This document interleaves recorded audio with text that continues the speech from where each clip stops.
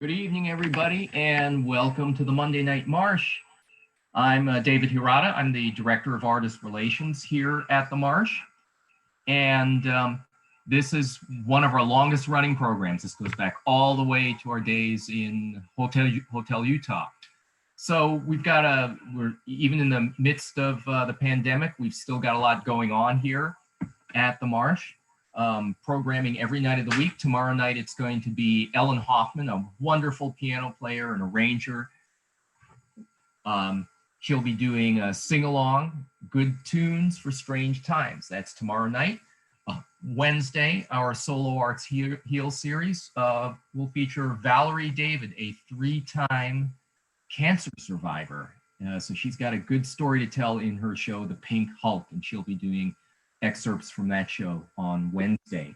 Thursday, Stephanie's MarshStream, our sort of interview chat show by our founder, Stephanie Wiseman. She'll be talking to Dan Hoyle about his work, and he'll be doing excerpts from his brilliant show, Border People. That's on Thursday night. Friday night, of course, is game night. That's bingo, hosted by the legendary Josh Kornblum. All this stuff is on our website. If you can support us through our tip jar, that'd be great. There will be a link to that in the chat by the end of the night. But enough from me. On with the show. It's a great lineup, and so I'm going to turn you over to our host of Monday Night Marsh, Alexa Almira. Thank you, David. So as you said, my name is Alexa, and I'm the program director for Monday Night Marsh. I have been for the last few years, and I absolutely love it. And I've got to say, I've met a lot of really creative performers over the years, and I've gotten to hear so many amazing stories. And with that having been said, I have to say that I'm very excited to be hosting the 6th episode of Monday Night MarshStream. We've got a very diverse and very talented lineup, so I'm very excited for that. So let's just get started. Up first, we have Michael Oleander, or the Shaman, in a piece called Migration Wars, The Shaman Remembers. Mick Renner, the performer, has been a college professor and a professional actor and a technical writer. He started acting in the Bay Area in 1973, including work with Berkeley Rep, Eureka Theatre, Berkeley Shakespeare Festival, and the Actors Ensemble. He has appeared recently in All the Way and Bright Star at CCCT, in The Gods Are Not Happy and Othello at Inferno Theatre, and in The Cherry Orchard at the Town Hall Theatre. Mick has developed 2 solo performances with David Ford, Velma and Adapt. Velma was seen in 2012 at the Boulder and San Francisco Fringe Festivals. Currently in development, Adapt is set during the aftermath of climate change. Excerpts have been performed in different venues around the SF Bay Area. Let's give it up for Michael Oleander.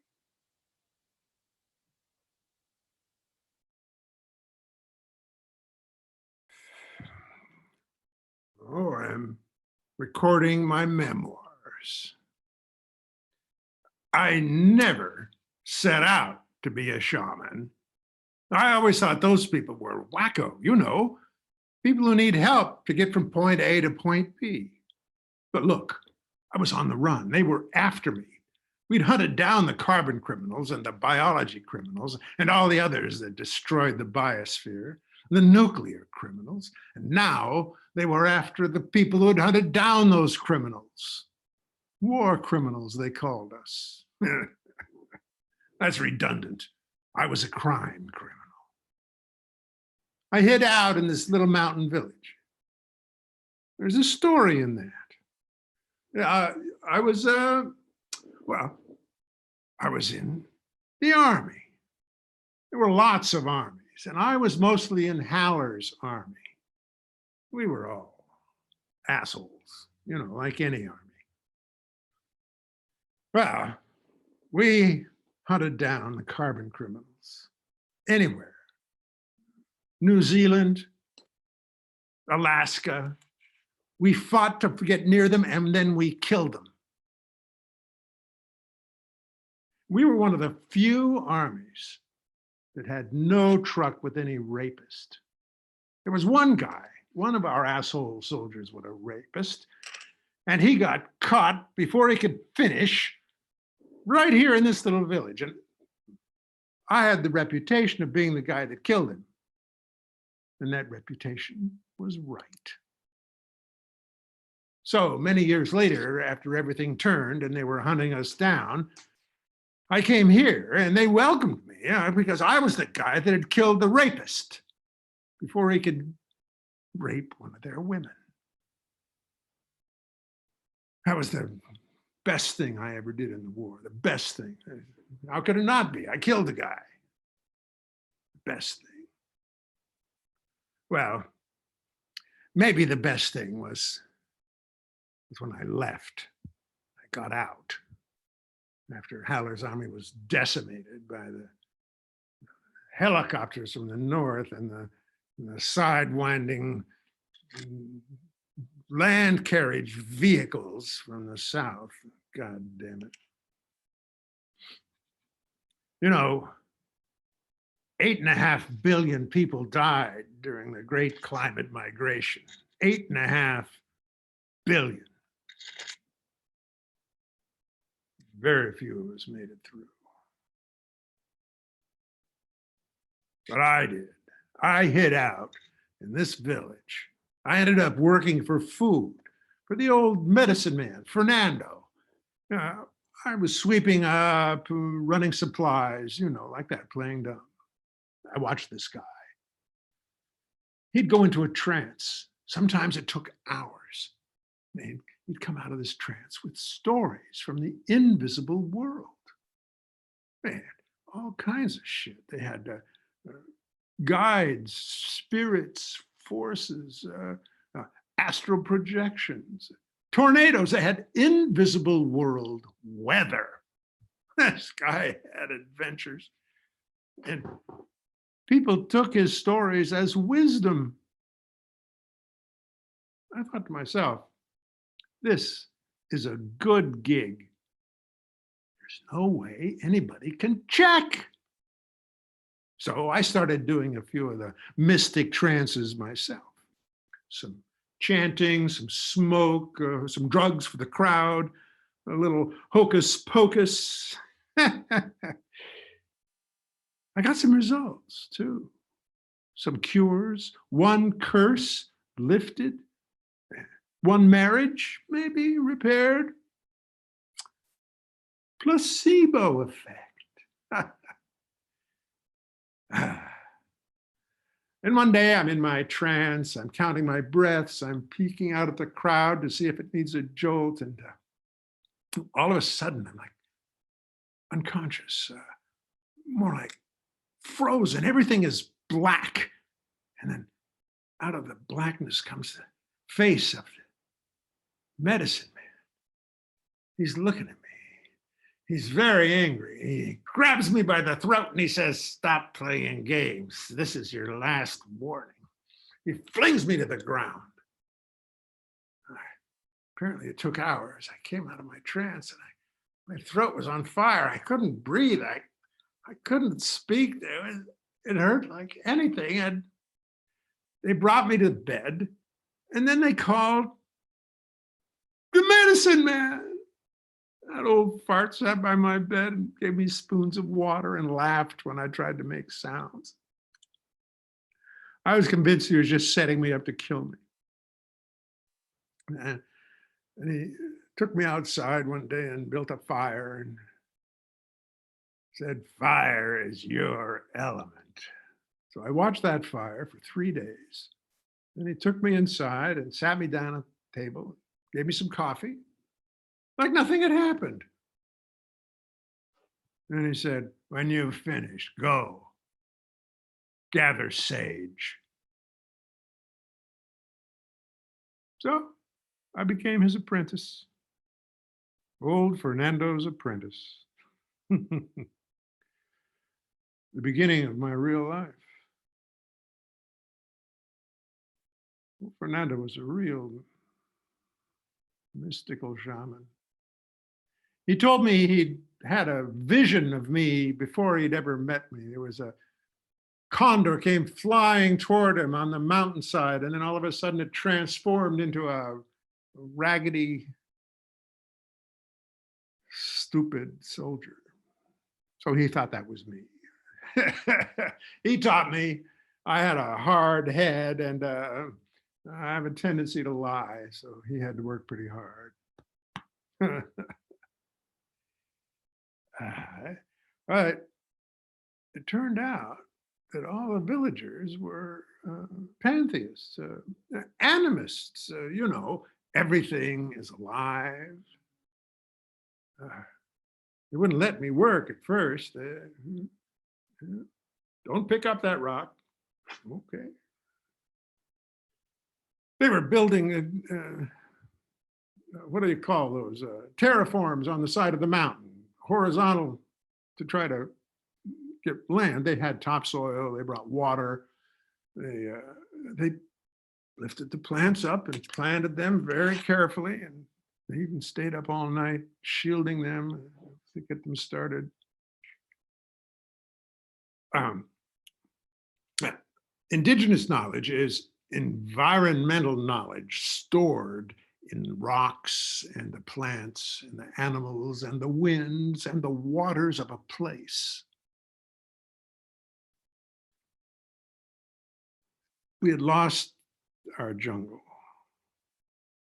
Jungle had dried up. It just became one big Amazon desert, millions of square miles. So if you're a pantheist and you're next to a desert that used to be a jungle, what is it trying to tell you? It's telling you, you better move. So they moved their jungle up the side of the mountain. They needed their sacred plants, the plants and the environment the plant was growing in up the side of the mountain. Now we've gotten so high, nobody can find us.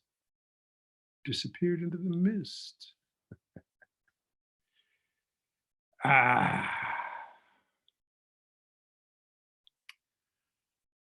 People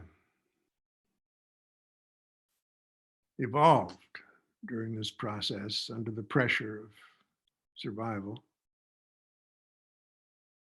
Now we sing our conversations. We dance our construction projects. We salute whenever we quaff our thirst with the rainwater we saved from last year. People here are pretty, I guess, worshipful. Everything in this moment-to-moment life is a wonder. People are grateful to be alive. Just about every moment is meaningful. Some are deeply meaningful.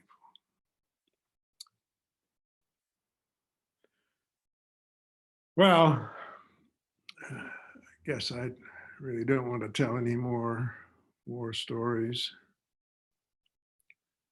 But I'll open a door and see what comes through.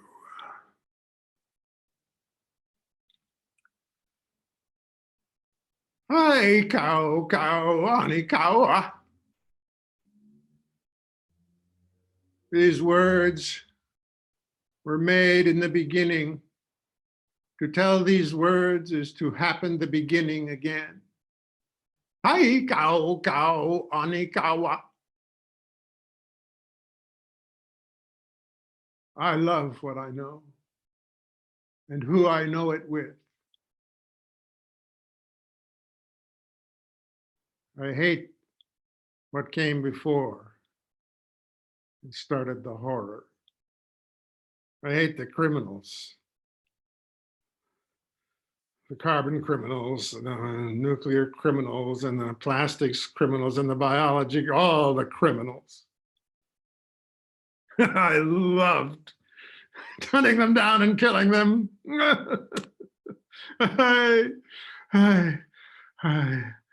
I killed 5 of them myself.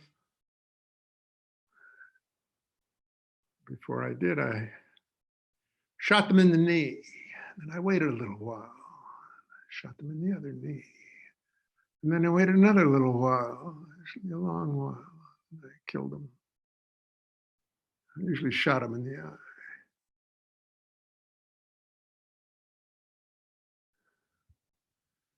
Now, whenever I go into a trance, I get some aspect of that hatred. But when you open the door, anything can come through. I'm going to close this door. Hi, Anikawa.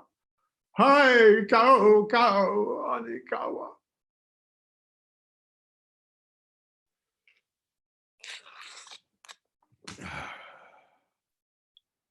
So now I'll go back to the village and join something coherent. Communities of humans can access environmental knowledge and articulate it through dance and trance. We access the sentience of all of nature. Every tree is a universe. Highly organized, multidimensional living experiment that has pathways to higher knowledge, higher levels of being.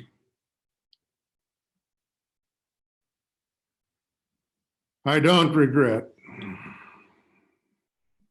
I don't forget. But I still love.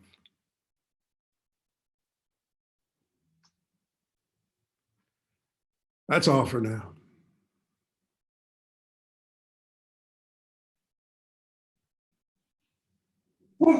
Is there applause? Yes.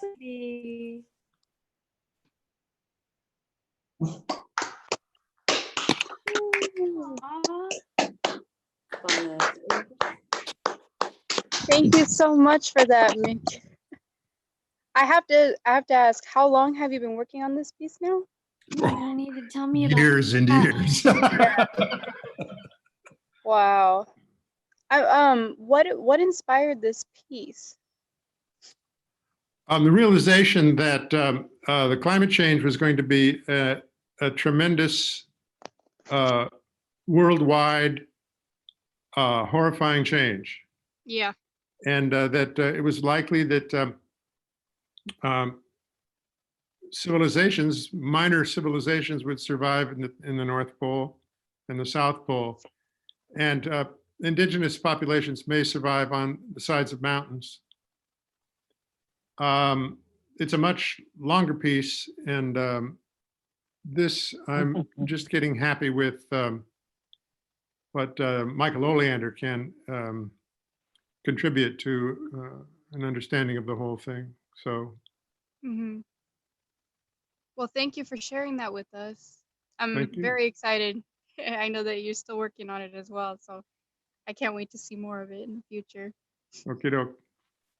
So let's see. Next, we have a musical piece called New World Drumscapes by Andy Graham. Andy Graham is a Bay Area inventor, solo music performer, and producer. His live shows are performed using a special drum kit with rack-mounted didgeridoos and other instruments that he invented. For Monday Night MarshStream, Andy will play 3 of his latest pieces: Lost in Tokyo, Primordial Soup, and a very special one. You'll have to tune in to find out what it is. Thank you, Andy. Take it away.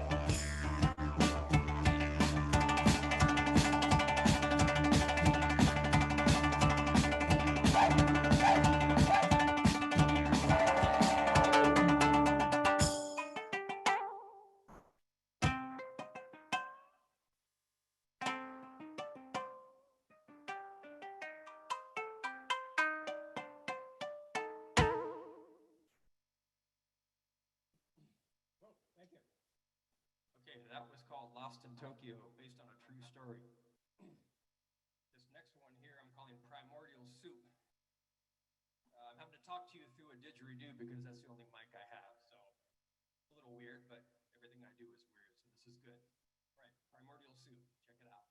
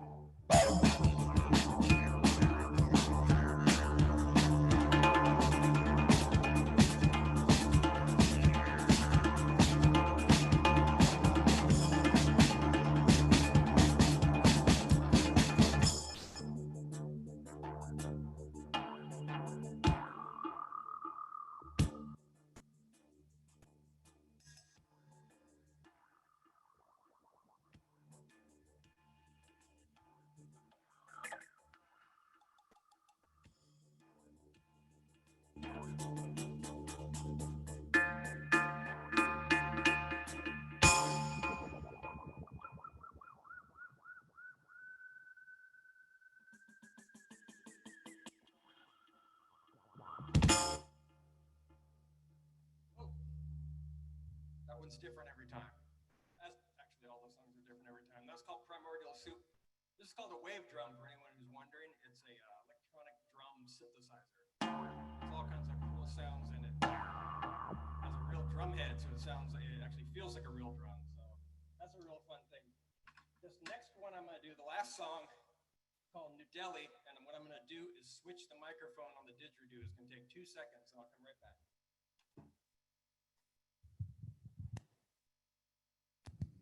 All right. This one I call New Delhi because it has an Indian feel to it, kind of, sort of. And it's in the key of C. That's why I had to switch the didge. Okay, let's do it. Okay.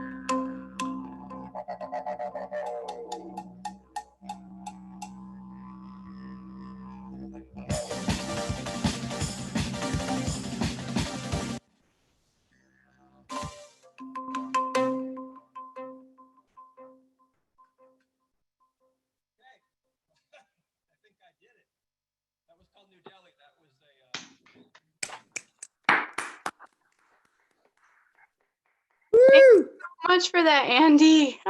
Wow, what a story you were able to tell on just instruments. I know that, well, first off, how did you get into didgeridoos? The didgeridoo. Oh, let me grab my microphone.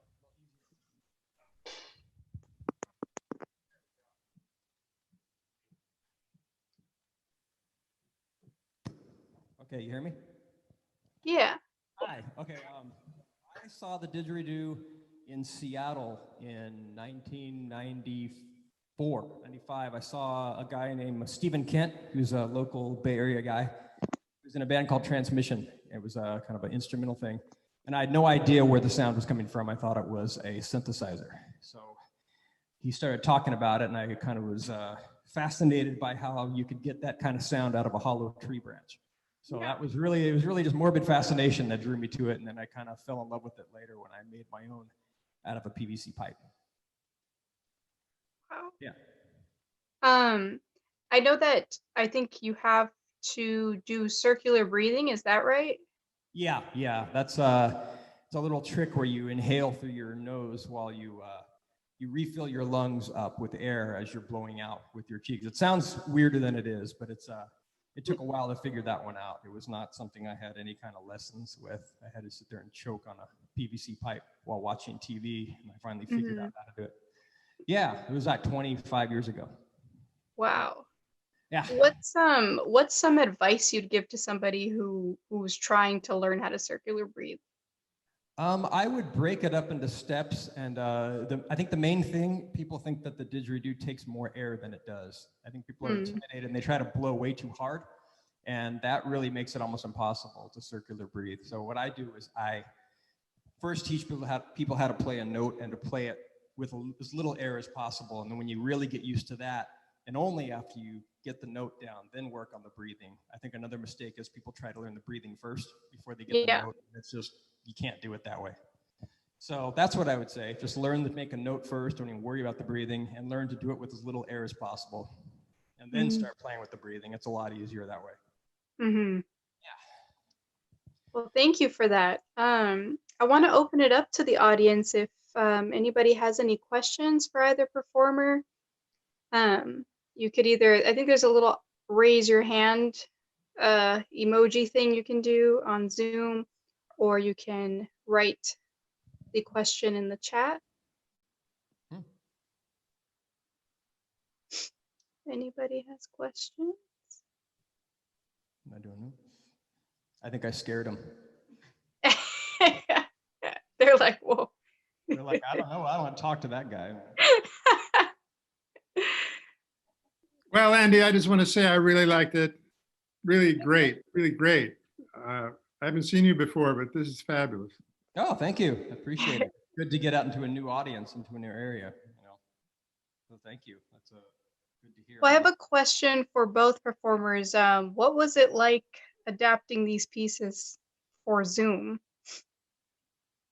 Well, it's interesting because, you know, I'm used to standing on my feet and doing a lot of work with my my arms and legs and postures, and there's a lot of dance kind of thing, not a dance, but you know. And this I had to get my face close to the camera, and I looked at a couple of things online from the Marsh, and I felt some people were too far away. So, and I enjoyed getting in here, and look, my fist is bigger than my head. I love it. So I kind of had fun. I've never done it before, so yeah. I'm so happy you were able to do it. What about with you, Andy? It's interesting because I've made my own videos before, so I'm used to doing that. But I don't have, with the live stuff, you don't have the luxury of editing it and getting make a mistake. So that's kind of that's what I'm getting used to with this. I've only done a few live streams, and it's kind of fun because it's by myself in the studio, but I feel the pressure of it being live. So it's kind of it's been a little weird to get used to, but I'm liking it. I want to do more of this kind of thing. But yeah, that's been the main thing, and just getting used to using Zoom and all that, and figuring out all that stuff and technical stuff going wrong. And but other than that, it hasn't been too much of a change from what I normally do when I'm just making videos. Yeah, except I can talk to people like you afterwards. That's kind of cool too. Yeah. I'm still getting used to it. I haven't done much Zoom or Skype or anything before this, so it's still kind of like weird to get used to, but I'm liking it. Yeah. Awesome. Yeah. Does anybody else in the audience have questions? These are both really cool pieces. I have so many questions.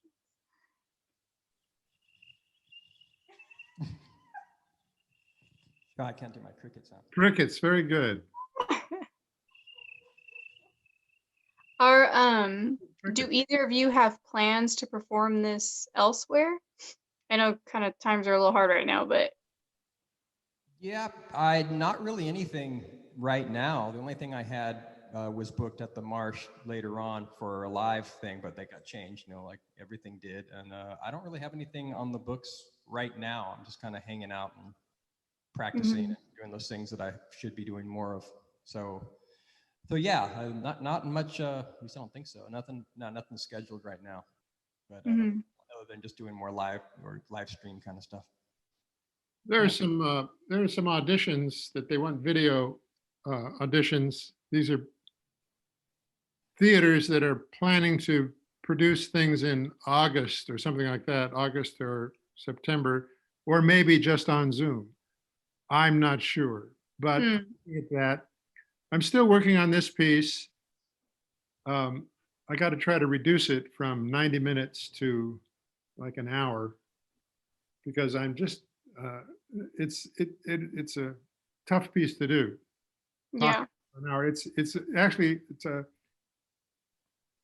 solo performance is very different from ensemble performance. One thing about ensemble performance is you can hang out and listen to other characters and kind of take a physical break. On a solo performance, you're on stage the whole time and everybody's looking at you, and and sometimes you have different characters, and usually in an ensemble performance you have just one, or at least one at a time, and so that's kind of very different. I think you got somebody on the chat line. Yeah, I saw that. Let me see here.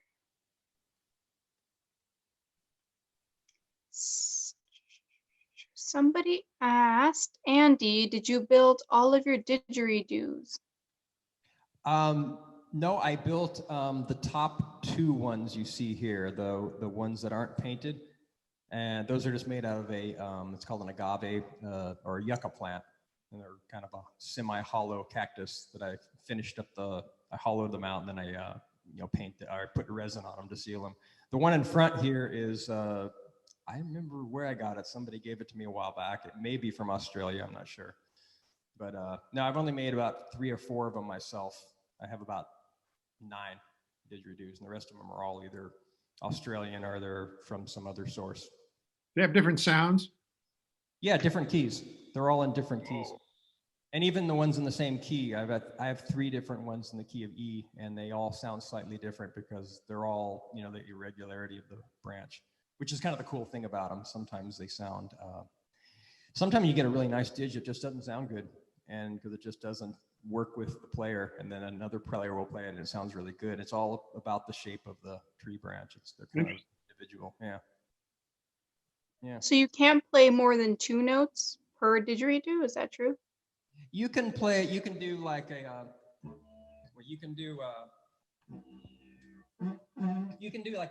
not really good at, you can trumpet it and get different tones out of one dig. But usually I just have the 3 different keys here, and I just move them around. I just stick with one per song. Yeah. But I have another question that says, is that a specific didgeridoo stand, or oops, I lost it. Or is it a home creation? That's a home creation. It's one of my first musical inventions. I made it in 95. And wow. It's probably one of the first didgeridoo racks out there, especially when the holds 3. Now they make them. You can get them simplified ones that hold 1 dig. But yeah, that's my own thing. I work in metal fabrication background for many years. I worked at a place that made stainless steel beer tanks when I made this, and I made it out of the stainless steel from the scrap bin. So yeah, I've had this thing forever. Wow. Oh yeah, scrap bins are my favorite places. But yeah, it's all custom, and so is the kit. The kit is something I built too. It's kind of crazy. Yeah. Does anybody else have any other questions? I definitely loved this lineup. Thank you. Yeah, it works, I think. Yeah. Yeah. Okay, well, if nobody else has any questions, I think that about wraps up our Monday Night Marsh stream. Just a reminder, if anybody out there has a piece of their own they would like to perform, you can go to the marsh.org website under Monday Night Marsh stream, and there's a link there that'll take you to a submission link where you can submit your piece. I mean, you saw it today. We have talented actors, musicians. If you've got something special, bring it on by. And like David was saying earlier, we've got great shows every day this week as well. So check those out. There was a hilarious one with Don Reed and Kate Robards the other day. So, and I know Josh Kornbluth does his bingo nights. So everybody check those out. Next week for Monday Night MarshStream, we also have we have performers that are part of the formerly incarcerated People's Project. We had a performance for that project last week, which was amazing. And so we have 2 new performers next week. So we hope you guys join in for that. And yeah, so thanks so much for being here. I want to say thank you to David Harada and Brianna for being our Zoom techs. And to everybody for watching. And thank you to the performers for doing this. Oh, thank you. Thanks for having us here. All right. Hope you guys have a good night. Bye. You too. Bye-bye. Bye-bye.